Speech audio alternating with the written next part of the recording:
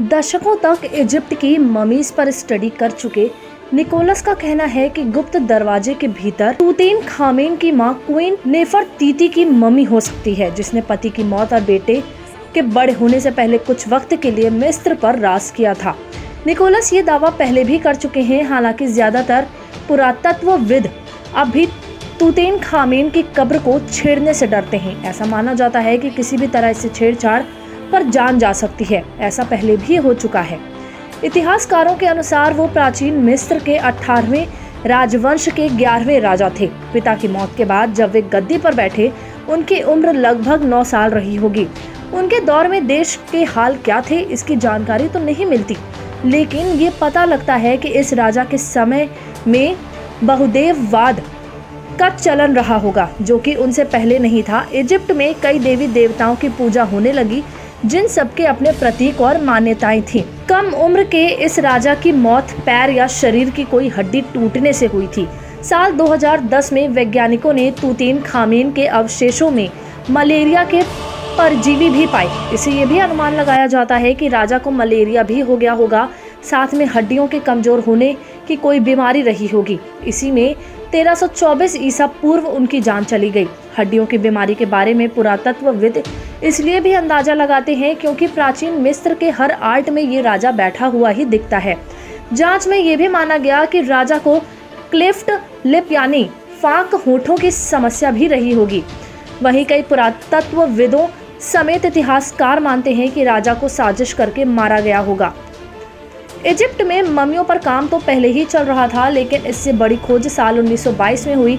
इसी साल नवंबर में अंग्रेज पुरातत्वविद होवार्ड कार्टर और उनके सहयोगी जॉर्ज हर्बर्ट ने इजिप्ट के लग्जर शहर में राजा तूतेन खामेन का मकबरा खोज निकाला। ये बिल्कुल साबुत था और खजाने से भरा हुआ था। इसे वैली ऑफ किंग्स की खोज कहा गया। जोर शोर से चलती ये खोज धीमी पड़ी जब एक के बाद एक इससे जुड़े लोगों की कथित तौर पर रहस्यमयी मौत होने लगी। सबसे पहला शिकार बने जॉर्ज हर्बर्ट, जिन्हें लॉर्ड कार्नरवन भी कहा जाता था। इन्होंने ही मकबरे की खुदाई पर पैसे लगाए थे।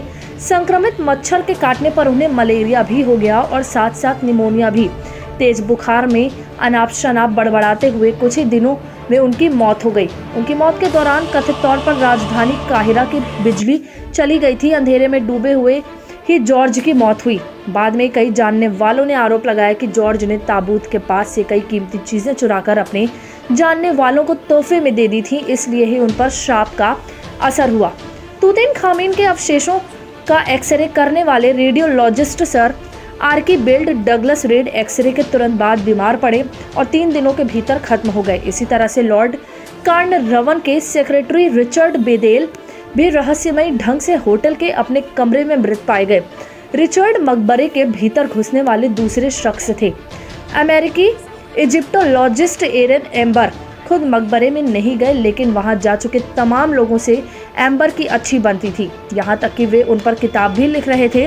The Egyptian book of the dead शीर्षक की किताब लिखे जाने के दौरान ही उनके घर पर आग लग गई।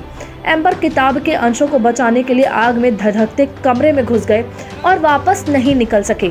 एक एक करके 2 दर्जन लोगों की मौत हो गई। कोई अचानक तेज बुखार से मरा तो किसी ने खुदकुशी कर ली। जल्द ही माना जाने लगा कि राजा तूतेन खामेन का ताबूत श्रापित है और उसे छूने या किसी भी तरह की छेड़खानी करने वाले को मरना ही पड़ता है।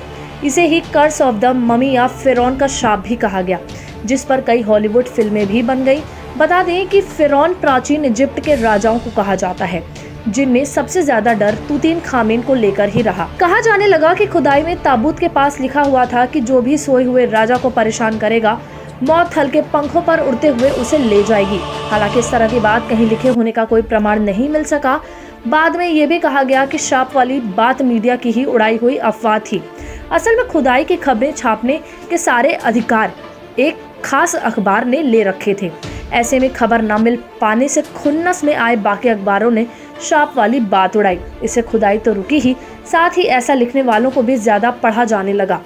फिर तो यही बात चल निकली। साल 2021 में इजिप्ट में एक के बाद एक कई हादसे हुए। जैसे स्वेज नहर में एक जहाज फंस गया, जिससे ट्रैफिक जाम की स्थिति बन गई। इससे देश के खरबों डॉलर का नुकसान हुआ। इससे पहले एक ट्रेन हादसे में लगभग 3 दर्जन जानें चली गईं। इसके बाद फिर से मम्मी के श्राप की बात होने लगी। दरअसल कुछ रोज पहले ही मिस्र की सरकार ने 22 मम्मियों को एक म्यूजियम में रखने का ऐलान किया था ताकि पर्यटन बढ़े। इस फैसले के बाद ही हादसों का सिलसिला चल पड़ा। बड़ा तबका श्राप को कंट्रोवर्सी थ्योरी मानता है। साइंस के मुताबिक श्रापित होना जैसी कोई बात नहीं है, बल्कि अचानक हुई मौतों की वजह ताबूतों के भीतर जमा जहरीली गैस या पैथोजन रहे होंगे। हजारों सालों तक जमीन में बंद रहने के दौरान ताबूत और मृत शरीर दोनों में ही खतरनाक पैथोजन पैदा हो जाते हैं, जिनके संपर्क में आना बीमार कर सकता है। मम्मी पर लैब स्टडी भी हुई, जिसमें देखा गया कि ताबूतों के भीतर जानलेवा फंगस पैदा हो जाते हैं। ये इतने घातक हैं कि इनसे सांस लेने में रुकावट और फेफड़ों में खून जमना जैसी दिक्कतें आ सकती हैं।